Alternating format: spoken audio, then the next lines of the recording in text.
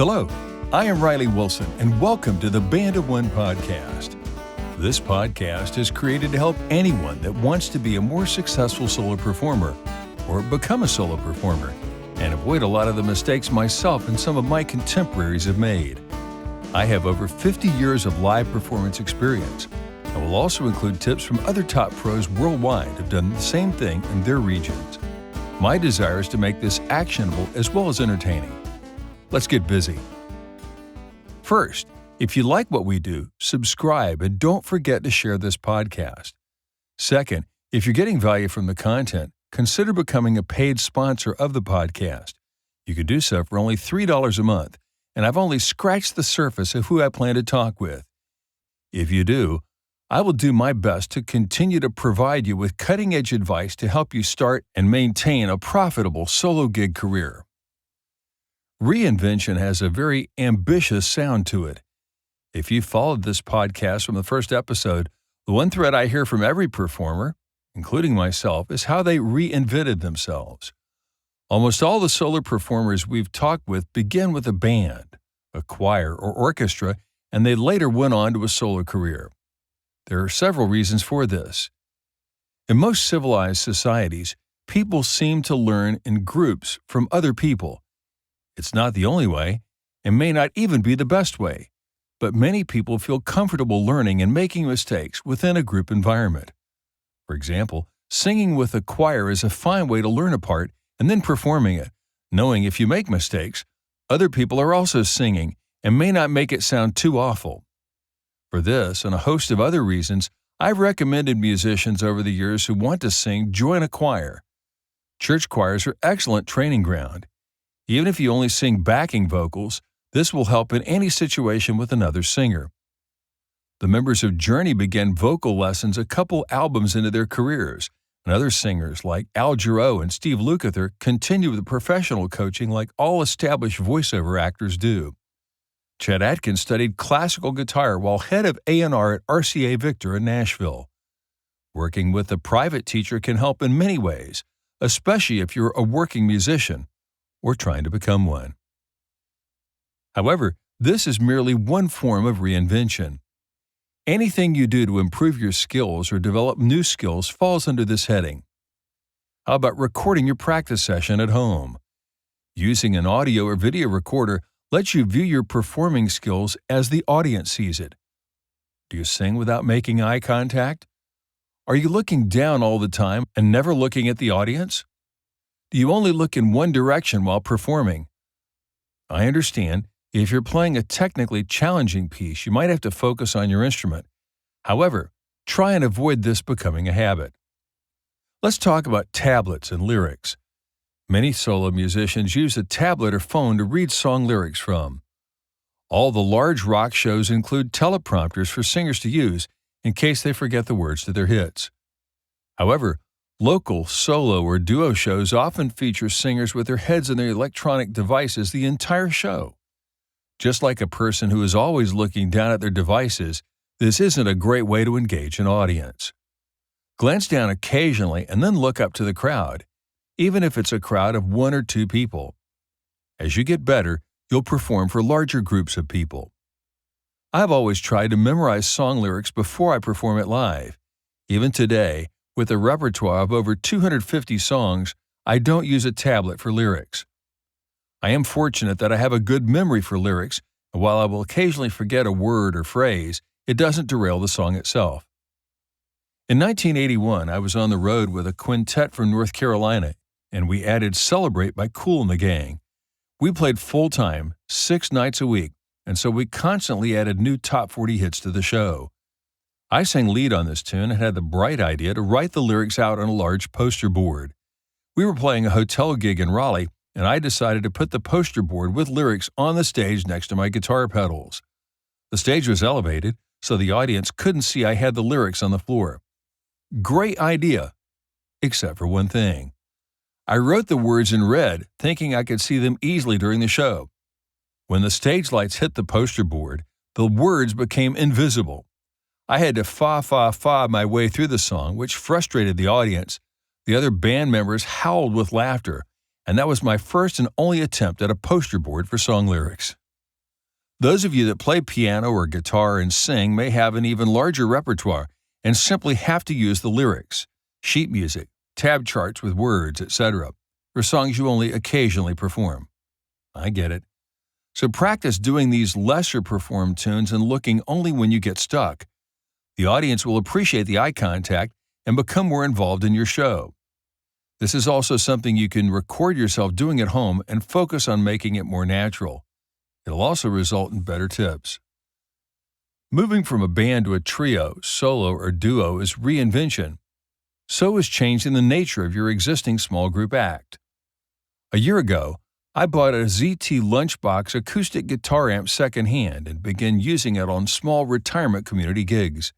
It sounded really good with my Ovation acoustic electric, and along with the mic input, I could travel really light and still handle guitar and vocal gigs. On those shows, I added some new tunes and admit to using my iPad to handle some song lyrics I didn't know as well. I did a few shows with just guitar and voice this way, but eventually ended up returning to my shows with backing tracks. Why? I simply preferred a bigger sound behind me. I'd always hoped that James Taylor would do a tour just him and his guitar. However, he was asked about that many years ago and said he preferred doing shows with a bigger group around him. He wanted a more full sound than just his voice and guitar, and I completely understand. How can you reinvent yourself? Perhaps playing solo is enough. What about adding percussion to your existing solo act? I spoke with many solo guitarists and keyboard players who haven't considered this concept. A drum machine, porch board, or even hand percussion can add immeasurably to a musical act. Alesis, Korg, Roland, and Yamaha, among others, have been making great-sounding portable drum computers since the 1980s, and working one into your act doesn't have to be impossible. I worked with Brian Stroud in the duo Think Twice for more than 15 years here in the DFW area, and he used the Alesis SR16 drum machine to drive our group.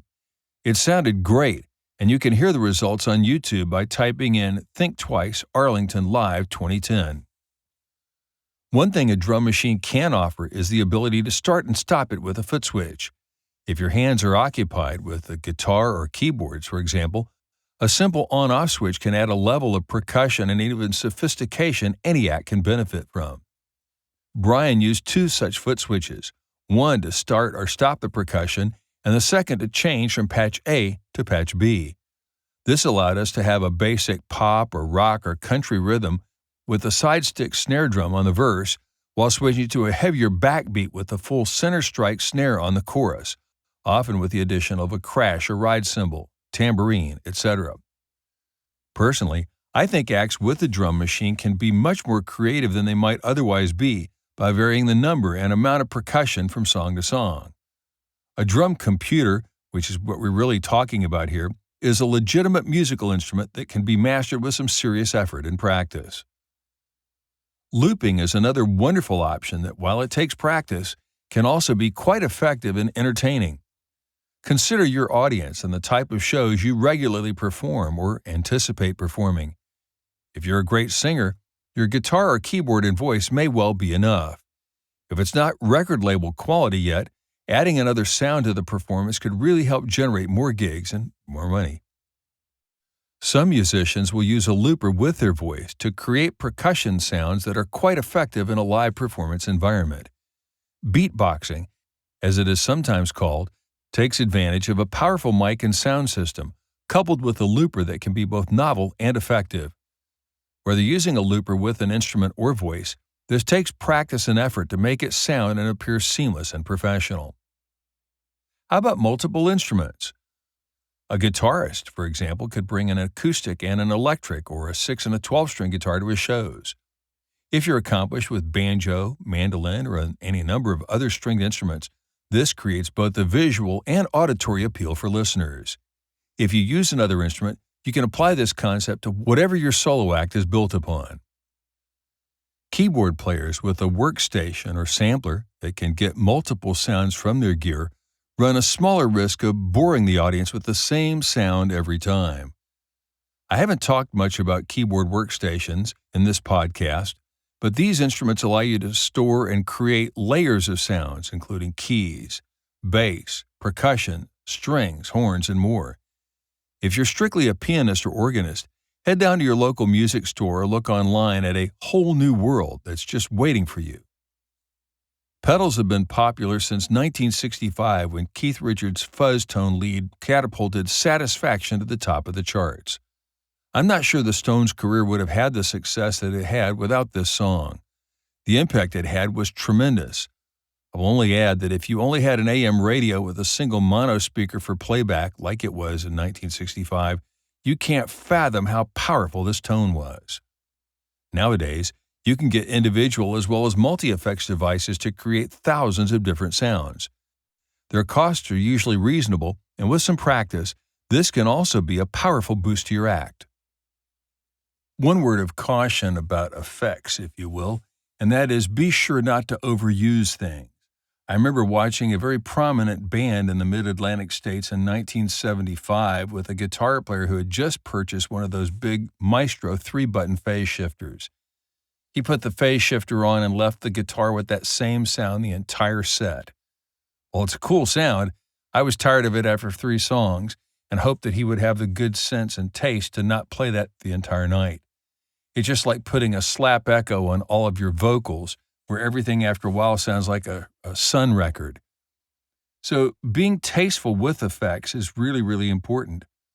Another thing you can try, for example, if you're a guitar player that only plays with a flat pick, try fingerstyle. Or if you only play in standard tuning, try using alternate tunings. A drop D or double drop D tuning, along with something like an open E or an open G, can completely change the way the guitar sounds, and therefore is a very subtle but yet effective effect that works really nicely in the course of a solo performance. Obviously, I can't detail all the different types of options that you can do, but if you think about reinvention long enough and apply it to your act with a little bit of soul searching, I'm sure you can come up with some cool ideas yourself. Many solo musicians like the idea of adding another musician to the mix. While this can be effective, we could do an entire series of podcasts about duos and trios. Most of you listening or watching this podcast may well prefer doing it all yourself. For now, we'll keep our main focus on solo acts, although anybody performing duo or trio gigs is certainly going to benefit from this content. Another area gaining traction with solo musicians is adding DJing to their mix.